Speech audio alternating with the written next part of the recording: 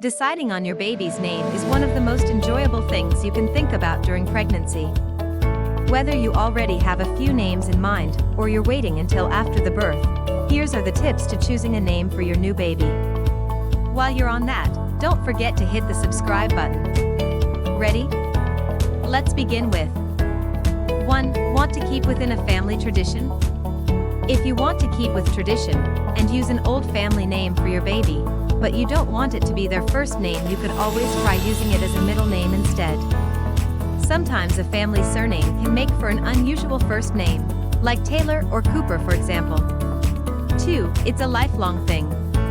Remember that your child has to carry this name for their whole life, so it should suit all ages. A sweet name for a little girl may not suit when she's an adult. Likewise, what may sound ideal for a gurgly baby boy may not be as cute on a grown man. 3. Future-proof IT. It's also worth considering baby names trends. Names that are popular today may mean your child will share a class with lots of others of the same name. While copying celebrity baby names may seem like a cool thing to do now, they may look dated in a few years' time. 4. Stuck for inspiration? Try a name based upon its meaning. If your baby girl was born in late December, you could call her Natalie, which means born at Christmas, or if your son has a shock of auburn hair, Russell, meaning little red-haired man, could be appropriate. It's always worth checking out the meaning of a name you like, in case its meaning is not quite what you had in mind. 5. Traditional spellings may be best.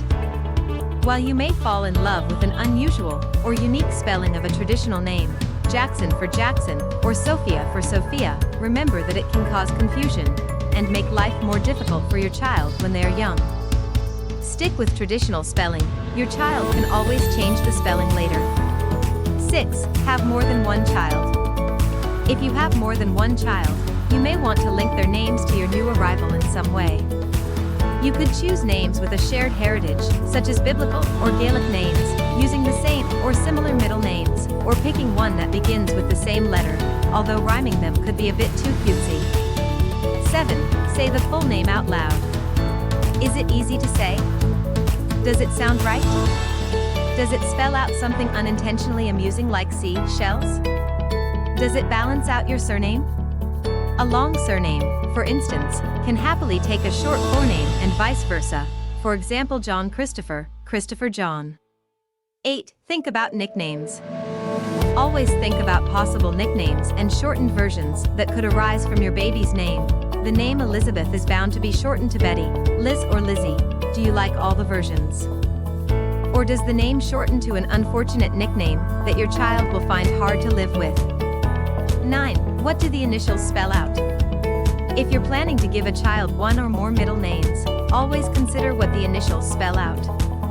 David Oliver Patrick Evans may sound like an impressive name for your baby boy, but he'll be very lucky if he avoids being called dope at school. Charlotte Olivia Weston sounds lovely, but trust us, the initials COW won't pass unnoticed when she's school-aged. 10. SHHH. Keep it a secret. By all means, ask family and friends for their opinion, but it's often best not telling them your favorite name until after the baby is born.